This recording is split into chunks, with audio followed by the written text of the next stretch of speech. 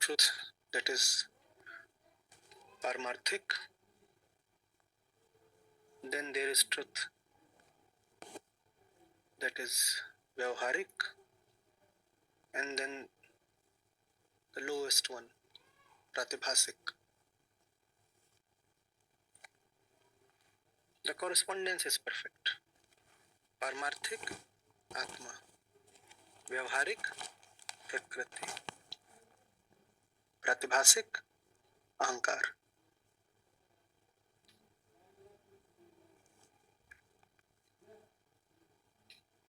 We believe that in the field of Prakriti, there exist entities with independent centers, right? No. No wave has an independent center. Is there any wave independent of the ocean? Does the wave have any sovereignty at all? Then why do we believe that in the vast network of Prakriti, you or I are sovereign? Is even a droplet sovereign? Nothing is sovereign. But that is the cause of our grief. We think that this was independent and now it is gone. Independence means existence, independent existence.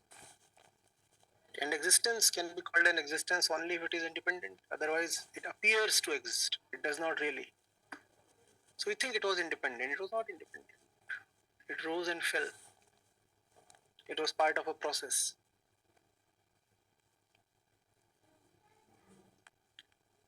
Getting it?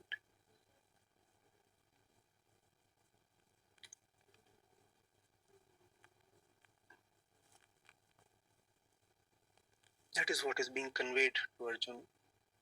Not sure whether Arjun grasped it, but what is certain is that over the centuries, most of the readers of the Gita have not grasped that.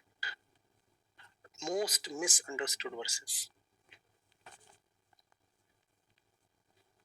In fact, the Hindi translation bears testimony to the misinterpretation.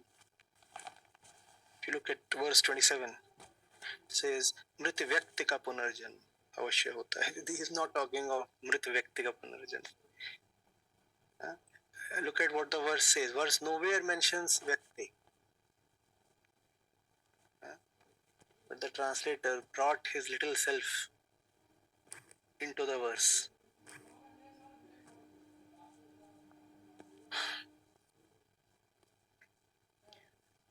Right.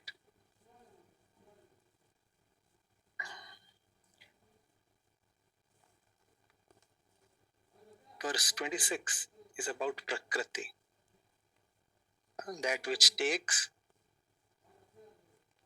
constant birth and dies constantly. Verse 27 is again about stuff in Prakriti. Verse 27 is an extension of verse 26.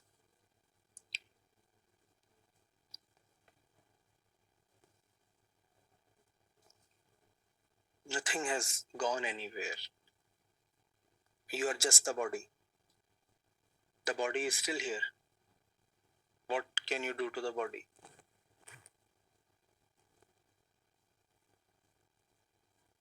There is all this, you burn all this, and if you do that in a closed system and are able to account for all the residues and products,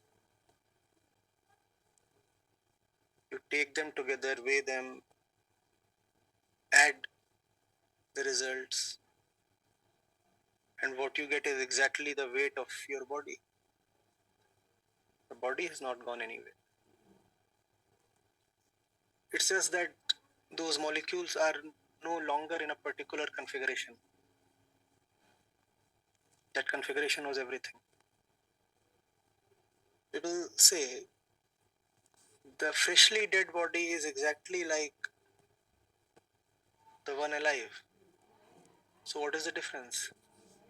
They posit that surely there was something within the body that is no more there, and that's why the fellow has fallen dead. Their assertion is that at the physical level, everything is just the same. No, everything is not just the same. Something has changed. If everything is just the same, the fellow would still be alive. It's just that the thing that has changed is subtle. And by subtle, I do not mean mystical.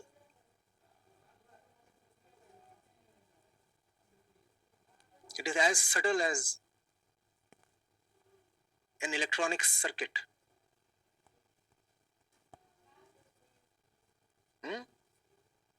As a technology on a microchip. Subtler than that.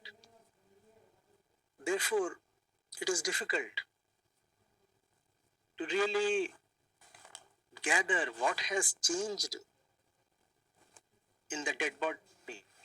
But surely what has changed is something material, nothing mystical.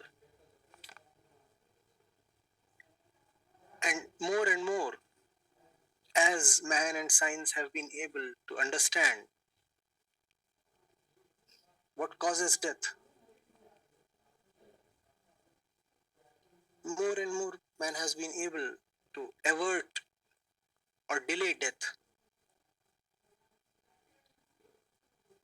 It is material medicine that has led to postponement of death, right? There is nothing mystical about death. Nothing otherworldly flies out of the body in the moment of death. Here is a machine. The machine works in a particular way. When that way is interrupted, the machine stops functioning. That's all that there is. And that's not what I'm saying. That's what Sri Krishna is saying. Consciousness is material. What you call as consciousness is part of Prakriti. It does not belong to any other world. I have repeatedly asked you to attend to the fact Sri Krishna calls consciousness or Chetana as part of Prakriti, which means part of body. But because it is subtler, so he says Jad Padarth, body, can be called as Apara Prakriti and Chetana can be called as Para Prakriti. Nevertheless, both are Prakriti.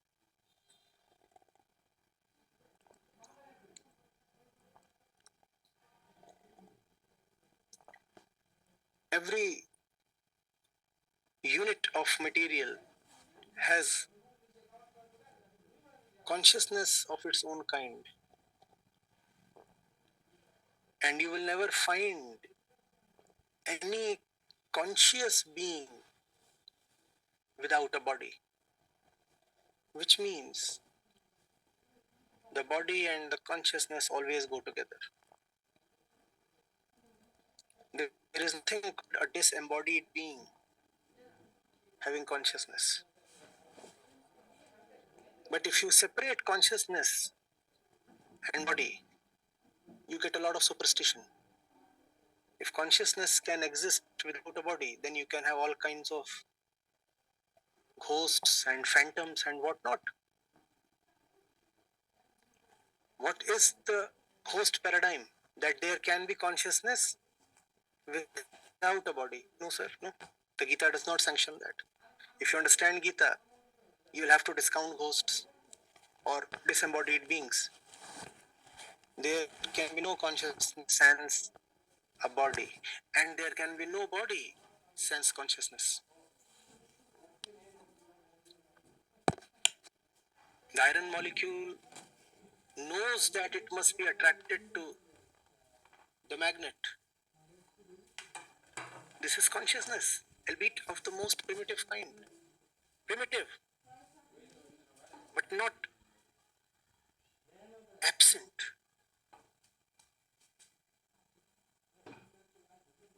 You take an amoeba, protozoa or something. It is life of a primitive kind, but nevertheless, it is life. Similarly, the electron, knowing fully well that it needs to constantly circle the nucleus, otherwise it would be sucked in, absorbed. Belief that it exists, and that's what liberation is.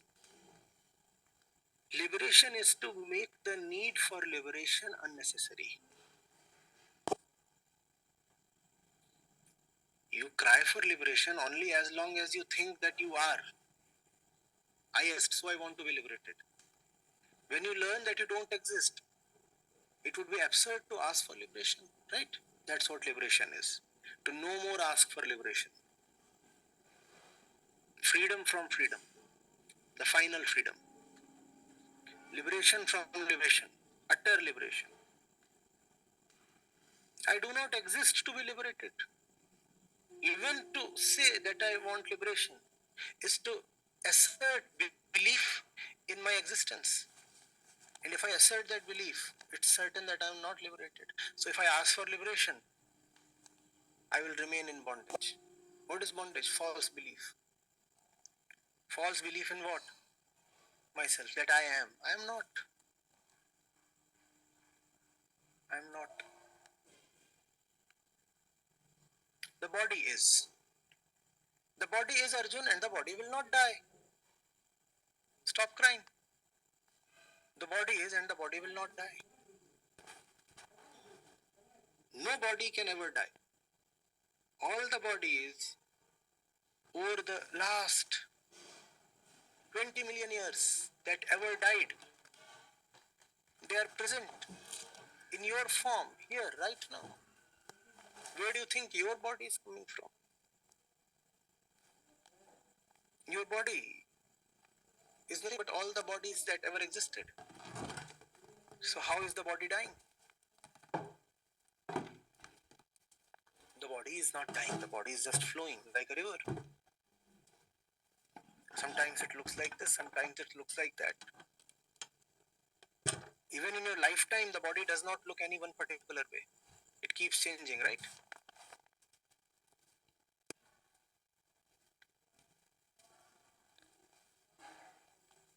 I wasn't born with a beard. I wasn't born bald. The body has kept changing, and the body will keep changing even after you are buried or cremated. It's the prakriti of the body to just keep changing. Therefore, death is no specific event. The body has anyway kept changing.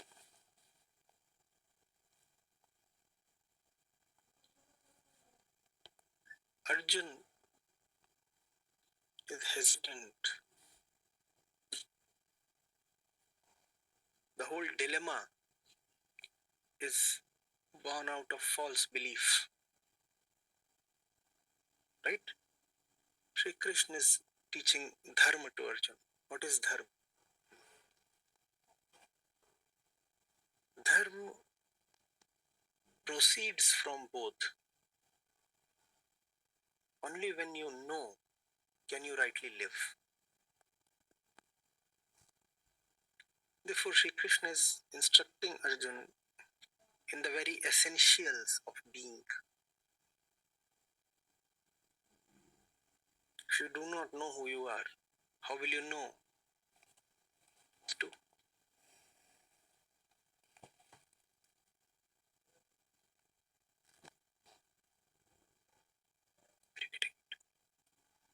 Why must Arjun fight? All this is so lit. But why is Arjun being told to fight? All suffering comes from ignorance. Right? And if an ignorant person gets to have power over millions of people, then there is a huge chance that there would be rampant ignorance, that the king's actions and policies and the personal example he sets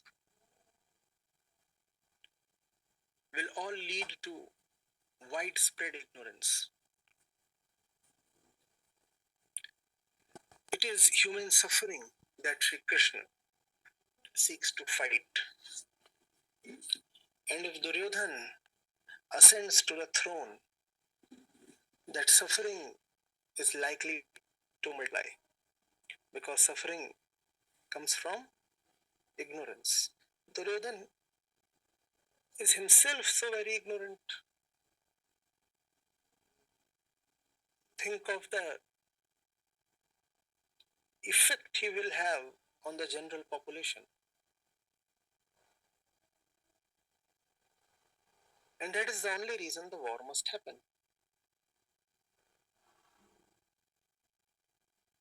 Arjun does not understand why Duryodhan must become the king. Arjun thinks that the war is being fought for personal gains. Therefore, he tells Arjun, Sri Krishna, I do not want the throne. It's not at all about earning riches or the throne or power for yourself. The war is about something else. But what is the war really about? That needs to be conveyed to Arjun, and that's what the Bhagavad Gita all about. The right function of the king is to take the population from ignorance to illumination.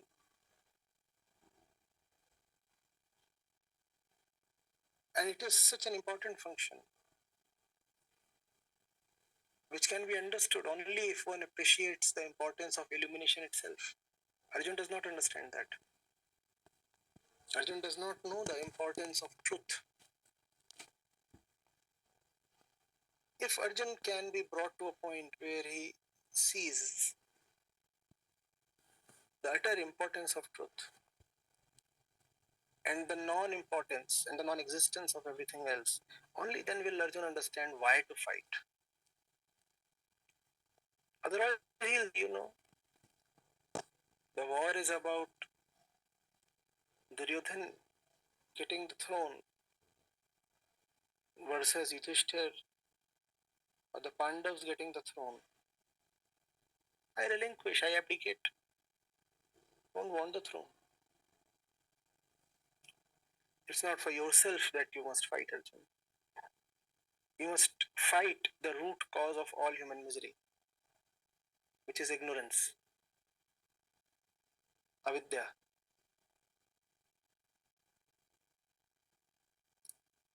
Duryodhan at the hem would mean avidya itself at the hem.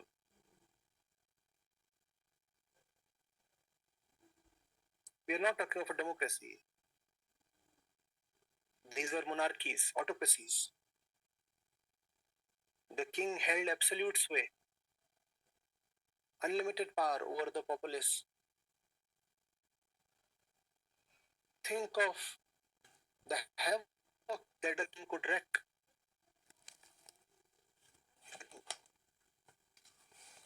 Had no awareness.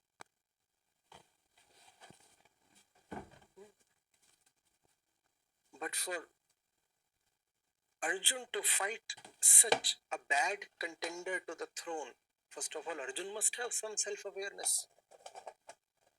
Therefore, the Gita. Arjun, please understand what is most important in life, and then see that that which is most important in life is nowhere present in Duryodhana. Then you will know why to fight.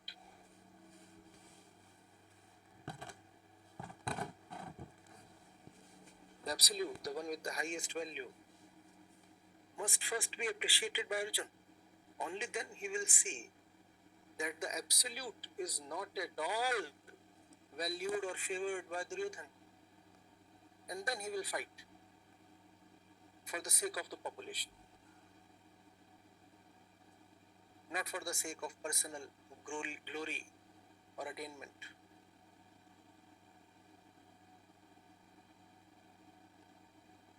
Just as Arjun is in grief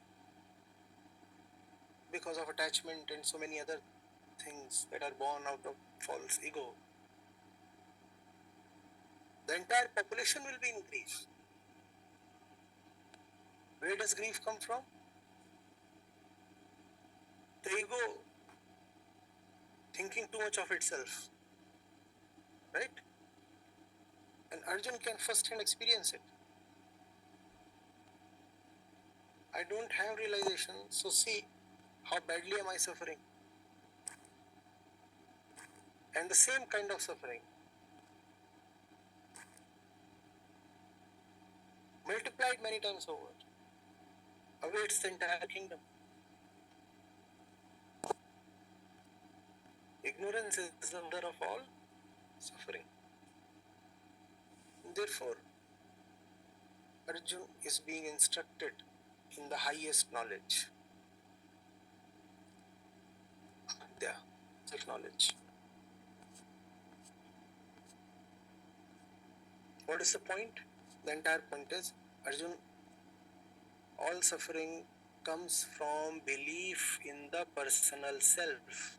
There is no personal self. What is the purpose of life then? To see that there is no personal self. That is the purpose of life. What is freedom then? To come to a purposelessness. The only purpose can be to come to the point of purposelessness. As long as you believe in the ego, you must have a purpose. And what must the purpose be? To see that there is no ego. When I have seen that there is no ego, what is the purpose? Now that I am egoless, life is over. I am no more. Who will have the purpose? For a purpose to exist, there must be somebody to carry the purpose, right? I don't exist. Who's now there to bear the purpose? So life is now purposeless. Yes. Liberation implies a purposeless life. But as long as you're not liberated, let there be a glorious purpose. And there can be only one glorious purpose. To see that you are not. To come to your own non-existence.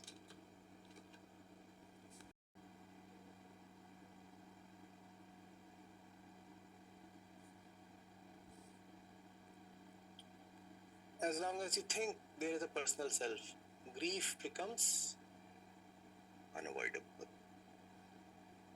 You cannot say I am and yet say I am joyful. I am joyful is a paradox.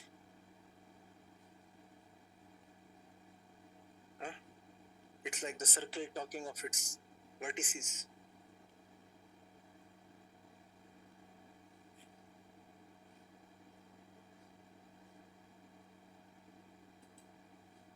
The pentagon talking of its radius. Is it possible? I am joyful is similarly not possible. There can be joy when you are not there. You must go, you must disappear, you must drop yourself, you must dissolve. What must dissolve? There anyway nothing.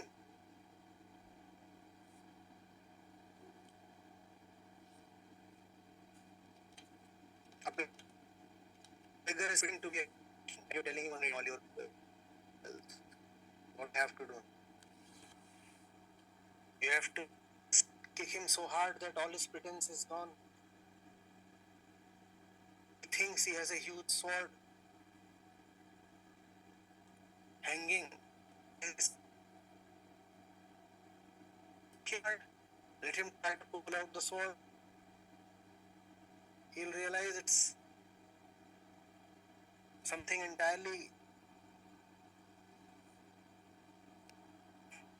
worthless that he has attempted to pull out. There is nothing. And you are singing to the beggar, no sir, kindly donate all your wealth. You must be charitable. Dhyan, renunciation, dhyan, dahan, tyag, tap. And the fellow is getting more and more pricey. No, I won't donate. I won't renounce. He has nothing to. He is a beggar. He cannot drop anything because there is nothing to drop. But these have become catchphrases in new spirituality. Let go, drop. What is there to drop? There is nothing to drop.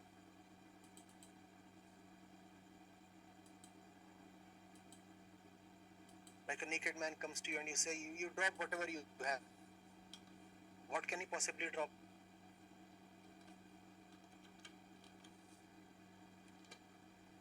What can he possibly drop?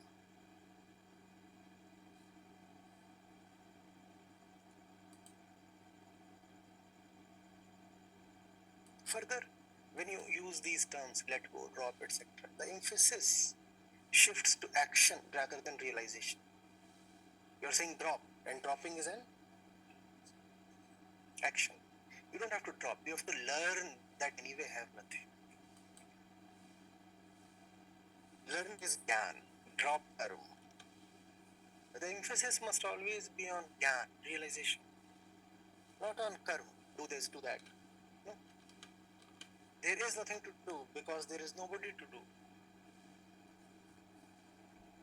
But as there is nobody, somebody who thinks that he is, that thought has to be pulled out of his mind. What is existence? Just a thought. It is that thought that must be educated. That's what all wisdom literature is about. Educating the primitive thought, bringing it to a point where it can consent to its non-existence.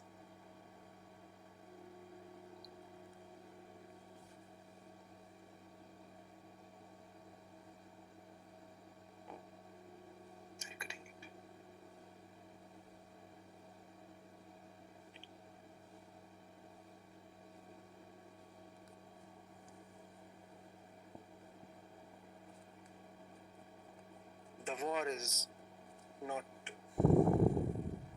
what it appears to be. It's a war against misery. Misery that is up.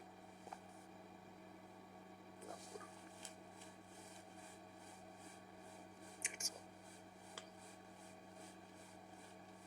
Sri Krishna is trying to redeem, I do not know how many million people.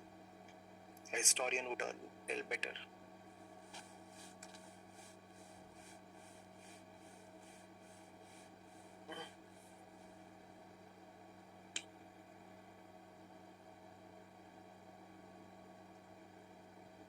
What is spiritual practice then?